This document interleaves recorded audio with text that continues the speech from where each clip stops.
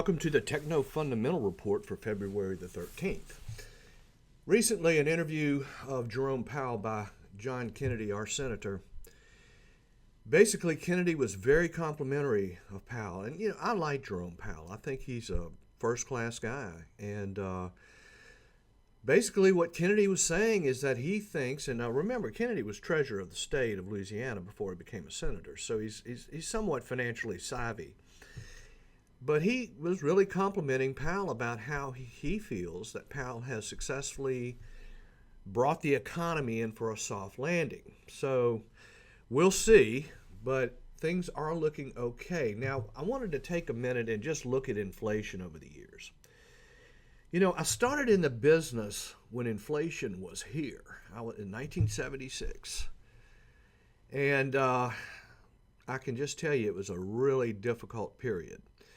So you can see our economy has experienced double-digit inflation. I mean, this was, roughly 13% double-digit inflation.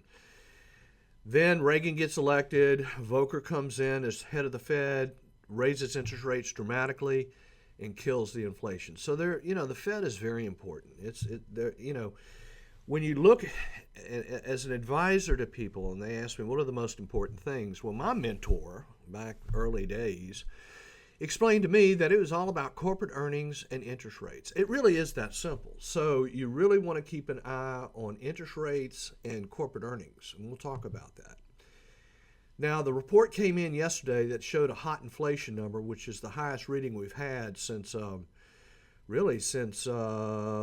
like to me about July. So we're back to 3% inflation. It's going to be a problem. It's not going anywhere.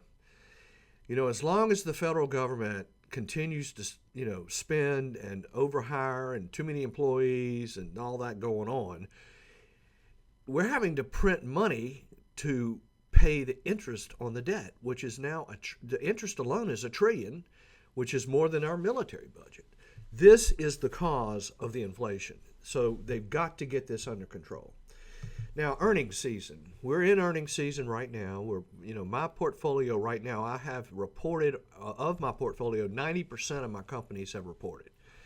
And it's really been one of the best earnings seasons I've seen in about 2 years. No problems, really.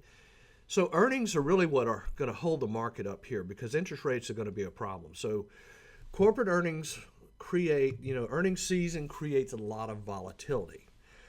So you just kind of have to work your way through it. You have to have a strategy, though, for earnings season. First thing you need to have is the dates that your companies are going to announce. And so if you're suspicious that they're not going to make their numbers, you might want to lighten up a little bit going into an earnings report. Just realize that earnings reports are going to cause volatility. So let's look at a couple of companies here.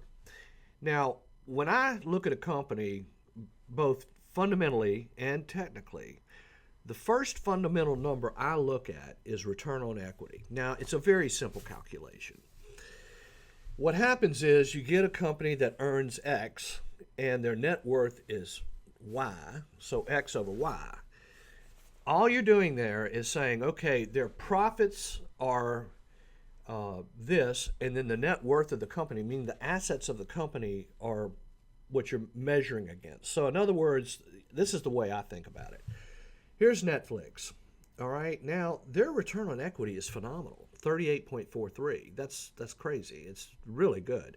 Now what I like about Netflix, and we're going to look at another company that's similar, they have a subscription-based business model. So they've got really a really steady cash flow because people just don't cancel their Netflix. I mean, people keep it. And then they've come out with a new product where they have advertising, but their profitability is phenomenal. So even though they had to redo their business plan, it's actually improved their profitability.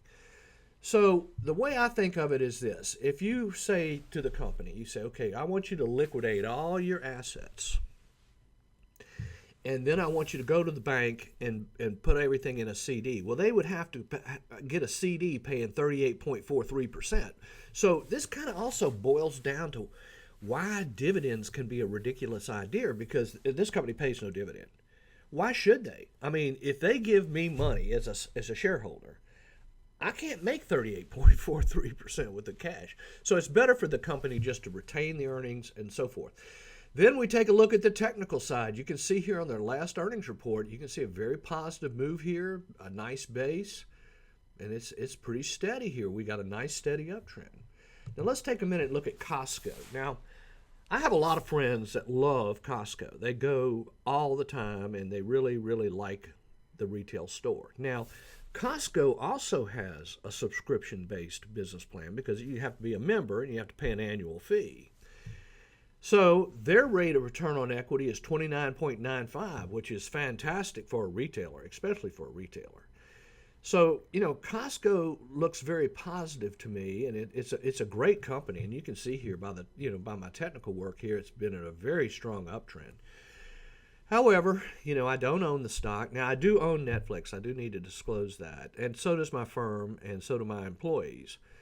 So we don't own Costco, and the reason is that we're focused investors, and we zero in on 10 names, 10 investments.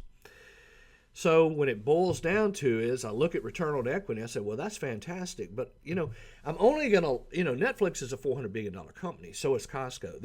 Let's see, Netflix is $430 billion and Costco is $468 billion.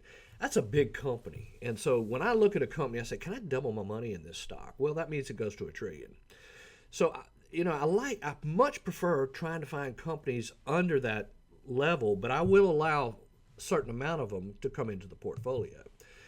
Now, what do you do when you have a company that is not making money, but you want to speculate on the company because you do believe they're going to make money?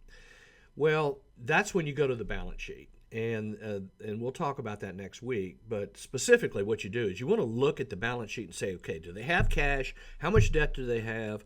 Because if they're not making money, you want to make sure the company's in a position to survive so that they eventually will make money. So, DoorDash is kind of an example. Now, DoorDash is $80 billion. Now, they just came out with their earnings just yesterday or 2 days ago. Great. Earnings were fantastic. Their revenues were up I want to say the revenues were up about 31%. So that's pretty good. And they have a strong balance sheet. Unemployment rate came out. This is what's caused the problem here. We're down to a 4% unemployment rate, which is the lowest rate. But when Kennedy was interviewing Jerome Powell the other day, he asked him. He said, "Are we in a recession?" He said, "No." He said, "We're not in a recession." So that's the trade-off. But we're getting inflation instead. So let's take a look at the market. We're still stuck in that trading range. Here's the NASDAQ. You can see we're just moving sideways. We're either going to break out up here or we're going to break out down here. Now, if we break out up here, you should consider getting more aggressive with things. If it breaks out down here, you want to get more defensive. It's that simple. Mid caps, you can kind of see here with the mid caps, they're having a tough time here. They came down, they stabilized for a while, rallied, but stuck in a sideways trading range. So the problem with the trading range is it really tests your patience.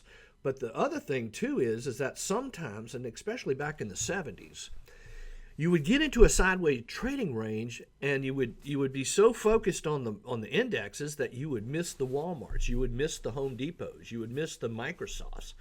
So even though we're in a sideways trading range, it kind of gives you an opportunity to go out and look for specific companies that are their stock is doing well. Now remember, the stock is not the company. The stock price is determined by an auction process. However, in the long run, it's going to be earnings that determine the stock price. Now, here's the small caps. You can see here with the small caps, like the mid caps, just having a tough time here, moving sideways, may break down even below here. So the small caps are definitely having a problem. Now, realize these are in this index, there's a lot of small banks in here. And as we know, the small banks have been having a tough time. Now here's the S&P. It looks okay, but you can see here again we're stuck in a trading range, and we just got to be patient and see which way this thing breaks. Now interest rates are the problem. Here's my power index. I'm at a reading of 21.78, which means that for the last 125 trading days, interest rates have gone up roughly 22%. So, you can see here that, you know, the actually yesterday when the inflation number came out, it did hit 4.6%, but then closed out at 4.48. So, but interest rates are on the rise, and that's just not a good thing. However, the primary trend is up. So we've got the S&P in a nice uptrend long term here, and we've got the NASDAQ in a primary uptrend. So, you know, that's the good news. I mean, that's good news. Now, one other thing that we're seeing here that's a little troubling, we're getting a lot of new lows on the New York Stock Exchange. Not terribly high. You know, back here it was really difficult.